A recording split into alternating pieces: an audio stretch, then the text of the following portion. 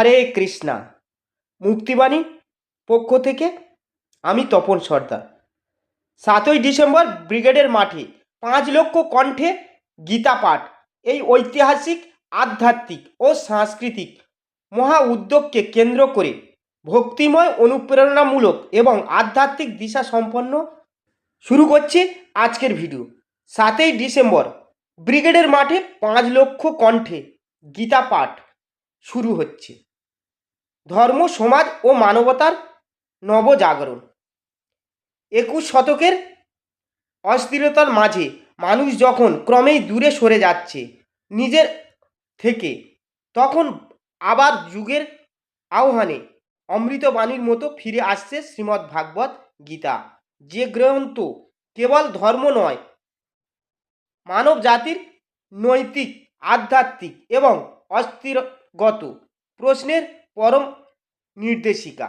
আর সেই যুগের শুরু যখন একদিকে 5 লক্ষ কণ্ঠে একসঙ্গে উচ্চারিত হতে চলেছে কলকাতার ব্রিগেডের প্যারেড গ্রাউন্ডে, তখন তা নিছক একটি অনুষ্ঠান নয়, এ এক আধ্যাত্মিক বিপ্লব, এক চেতনার নবজাগরণ। এই দিনটি সেই মহা মুহূর্তকে কেন্দ্র করে মানবতার ঐক্যের, ধর্মের সর্বজনীনতার এক গভীর বার্তা। গীতা যুগে যুগে পথ প্রদর্শক, সংকটকে শ্রেষ্ঠ আশ্রয়। শ্রীকৃষ্ণ অর্জুনকে যে জ্ঞান দিয়েছিলেন তা শুধু যুদ্ধক্ষেত্রের জন্য নয়, এই পৃথিবীর প্রতিটি মানুষের প্রতিটি দিনের প্রতিটি সিদ্ধান্তে কাজ করে। যেমন ধর্ম কি, নিষ্কাম কর্ম কি, আত্মা কি, জন্ম মৃত্যুর অতীত, মানুষ কিভাবে নিজের মনকে জয় করবে। গীতা এসব প্রশ্নের এমন সমাধান দিয়েছে যা হাজার হাজার বছর ধরে অপরিবর্তিত সত্য। তাই আজও কোনো পরিবার সংকট এলে, কোনো যুবক মনোবল হারালে, কোনো কর্মী নিজের কর্তব্যে দ্বিধাগ্রস্ত হলে, গীতার বাণী তাকে পথ দেখায়। কেন 7ই ডিসেম্বরে এই গীতা পাঠ এত গুরুত্বপূর্ণ? বিশ্বজুড়ে অশান্তি বাড়ছে, সম্পর্কে বিভক্তি, সমাজে ঐক্য, মানুষে মানুষে হিংসা। এবারে মাঝে একটি প্রশ্ন জেগে ওঠে, আমরা কোথায় যাচ্ছি? এই পরিস্থিতিতে 5 লক্ষ মানুষের একসঙ্গে গীতা পাঠ, এ যেন এক সম্মিলিত ঘোষণা। আমরা শান্তির পথে ফিরেছি, আমরা ধর্মের শক্তিকে স্বীকার করেছি, আমরা মানবতার আলোকে ধারণ করতে চাই সম্মিলিত শক্তির বিস্ফোরণ। এক দুজন নয়, 5 লক্ষ মানুষ একসঙ্গে পবিত্র শ্লোক উচ্চারণ করলে যে শক্তি তৈরি হবে তা এক অদৃশ্য ঢেউয়ের মতো পরিব্যাপ্ত হবে সারা দেশের ভেতর। অশুভ শক্তির বিরুদ্ধে শুভ শক্তির জয় ঘোষক। যেখানে মানুষ নিজের সত্তাকে ভুলতে বসেছে, সেখানে গীতার বাণী পুনরায় স্মরণ করানো মানে অহংকার, লোভ, মোহ, ক্রোধকে জয় করার দীক্ষা। মানবতার ঐক্য এক অনন্য নজির। গীতা কোনো জাত, ধর্ম, বর্ণ বা বিশ্বাসের গণ্ডি মানে না। এ মহাগীতা পাঠ অংশ নেবে হিন্দু, মুসলিম, শিখ, খ্রিস্টান সবাই, কারণ গীতা শিক্ষা ঈশ্বর সর্বত্র ও সকলের মধ্যেই। ব্রিগেডের মাঠ ইতিহাসের সাক্ষী, এবার আধ্যাত্মিকতার ক্ষেত্রে। কলকাতার ব্রিগেড মাঠ বহু রাজনৈতিক বিপ্লব, বিক্ষোভ, জনসমাবেশ দেখেছে, কিন্তু এবার ইতিহাস অন্যভাবে লেখা হবে। রাজনীতি নয়, দল নয়, সংঘাত নয়, শুধু অর্থপূর্ণ শান্তি, ধর্ম ও অনুপ্রেরণার অভ্যুদয়। এবার ভাবুন, সেই বিশাল মাঠ জুড়ে লাখো মানুষ দাঁড়িয়ে আছে, হাতে গীতা নিয়ে, মুখে উচ্চারিত হচ্ছে যদা যদা হি ধর্মস্য গ্লানির্ভবতি ভারত অভ্যুত্থানায়াম চতুষ্কৃতম সম্ভবামি যুগে যুগে। এই দৃশ্য শুধু কলকাতায় নয়, সমগ্র বিশ্বে আধ্যাত্মিক ইতিহাসে এক স্মরণীয় অধ্যায় হয়ে চিরস্থায়ী হয়ে থাকবে। গীতার মূল বাণী যা 5 লক্ষ কণ্ঠে ধ্বনিত হবে, নিষ্কাম কর্মযোগ।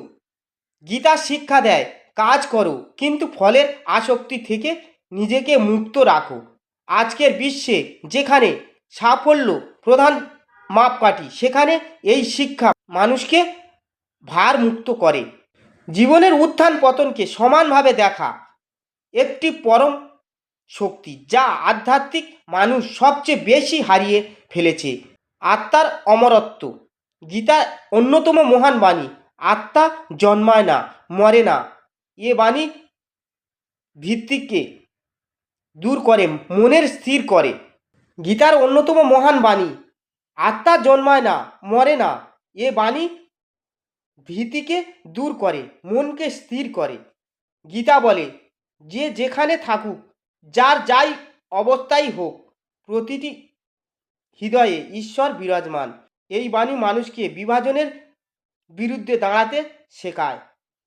এই গীতা পাঠ নতুন প্রজন্মের জন্য আশীর্বাদ। আজকের যুব সমাজ বিভ্রান্তি সাগরে ভাসছে। ক্যারিয়ার সম্পর্কে প্রতিযোগিতা, হতাশা, মানসিক চাপ। গীতার বাণী তাদের শেখায়, নিজেকে চেনো, মনকে নিয়ন্ত্রণ করো, সঠিক কর্ম করো, অন্যকে সম্মান দাও, নিজের ওপর আস্থা রাখো। ব্রিগেডের এই গীতা পাঠ অনেক তরুণের জীবনে নতুন আলোর সূচনা হবে। কেন 5 লক্ষ মানুষ? সংখ্যার আধ্যাত্মিকতা কী? সংখ্যা যত বড়, শক্তি তত প্রবল। গবেষণা বলে, অনেক মানুষের সম্মিলিত প্রার্থনা বা মন্ত্র উচ্চারণ পরিবেশে ইতিবাচক শক্তি বৃদ্ধি করে। আধ্যাত্মিক দৃষ্টিকোণ থেকে বলা হয়, সংঘ শক্তি পরম শক্তি। যেখানে একসঙ্গে 5 লক্ষ হৃদয় ঈশ্বরের বাণী উচ্চারণ করবে, সেখানে মন পরিষ্কার হবে, চিন্তা উন্নত হবে, নেতিবাচক শক্তি দূর হবে, শহরের পরিবেশও একটি স্পন্দন তৈরি হবে। এই শক্তি সমাজকে ধীরে ধীরে রূপান্তরিত করতে পারে। 7ই ডিসেম্বর কেন এই দিনটিকে বেছে নেওয়া হলো? শুনতে সাধারণ একটি তারিখ হলেও এই সময় ভারতের আধ্যাত্মিক জাগরণের এক বিশেষ পর্ব। শীতের সকাল, স্বচ্ছ, নির্মল, পবিত্র, এক বিশাল আয়োজনের জন্য আদর্শ। এছাড়া ডিসেম্বর মাসে আর একটি আধ্যাত্মিক তাৎপর্য হলো, বছরের শেষে মানুষ নতুনভাবে নিজের জীবনকে সাজাতে চায়। বছরের শেষে মুহূর্তে গীতার বাণী গ্রহণ মানে নতুন বছরকে ধর্ম, জ্ঞান, শান্তি ও শক্তির সঙ্গে শুরু করা। এই গীতা পাঠ শুধু অনুষ্ঠান নয়, ধর্মের নবজাগরণের এক মহা দীক্ষা। মানুষের মধ্যে বর্তমানে যে শূন্যতা, মনের ভেতরে যে অস্থিরতা, সম্পর্কে যে সংকট, সমাজে যে অস্থিরতা, এসবের মূল কারণ একটাই, ঈশ্বর ভুলে যাওয়া। গীতার বাণী মানুষকে নিজের উৎসে ফিরিয়ে আনে। এ গীতা পাঠ মানুষের অন্তরে ঐশ্বরিকতা জাগাবে। মুক্তিবাণী সর্বদাই প্রচার করছে শান্তি, ধর্ম, মানবতা ও অন্তরের মুক্তির বাণী। এই গীতা পাঠ সেই দর্শনের একটি বিশাল রূপ। মুক্তিবাণী চায় মানুষ যেন গীতার বাণীকে শুধু অনুষ্ঠান হিসাবে না নেয়, বরং জীবনে প্রয়োজন করে। নিজের পরিবারে, সমাজে, কর্মস্থলে গীতার আলো ছড়িয়ে দেয়, নিজেদের অন্তরে কৃষ্ণ চেতনা জাগ্রত করে। ইতিহাসের পাতায় লেখা হবে 7ই ডিসেম্বরের দিনটি। 5 লক্ষ মানুষ একসঙ্গে দাঁড়িয়ে যখন গীতার শ্লোক উচ্চারণ করবে, সমগ্র আকাশ কাঁপবে ঐশ্বরিক স্পন্দনে। ভাবুন, 5 লক্ষ মানুষের শ্বাস প্রশ্বাস, 5 লক্ষ কণ্ঠ, 5 লক্ষ হৃদস্পন্দন, 5 লক্ষ গলার কৃষ্ণ নামের ধ্বনি, 5 লক্ষ মন এক মুহূর্তে এক বিন্দুতে মিলিত। এ দৃশ্য শুধু মানুষের নয়, দেবতাদেরও মন ছুঁয়ে যাবে। ইতিহাসের পাতায় লেখা হবে 7ই ডিসেম্বর ব্রিগেড মাঠে আধ্যাত্মিক বিপ্লবের সূচনা। গীতার বাণী, শ্রীকৃষ্ণের অমৃত বাণী যেন হৃদয়ে জেগে থাকে চিরকাল। গীতা পাঠ শেষ হবে, মানুষ বাড়িতে ফিরবে, কিন্তু একটি প্রশ্ন রয়ে যাবে, আমরা কি গীতাকে জীবনে প্রয়োগ করব? গীতা আমাদের ডাকছে, জাগো, ওঠো, নিজের ধর্ম চিনে নাও। ব্রিগেডের মাঠ পাঠ কেবল শুরু, আসল দীক্ষা তখনই সফল হবে যখন আমরা ক্রোধকে জয় করব, অহংকারকে দমন করব, কর্তব্যকে সম্মান করব, পরিবারে ভালোবাসা ফিরিয়ে আনব, সমাজকে শান্তিময় করব, ঈশ্বরকে হৃদয় স্থাপন করব। গীতা শুধু বই নয়, এ জীবনকে আলোকিত করার চাবিকাঠি। 7ই ডিসেম্বরে এই মহান দিন হোক আমাদের জীবনের নবজন্ম। জয় শ্রীকৃষ্ণ।